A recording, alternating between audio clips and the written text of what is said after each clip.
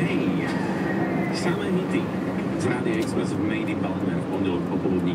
Dnes som sa dočítal, že v obehu je stále veľa starých slovenských korún. Pani Janka Kovačová z Národnej banky, prosím vás, povedzte, koľko presne ešte teda nezamenili si tí ľudia na eurá? V obehu je stále viac ako 3,8 miliardy slovenských korún.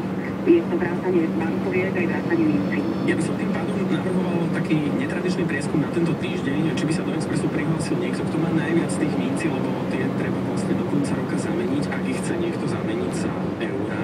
Čo keby sme teda našli nejaké rekordmana? Prihovárame sa za to, aby sa našiel takýto rekordman, to znamená, že budeme hľadať niekoho, kto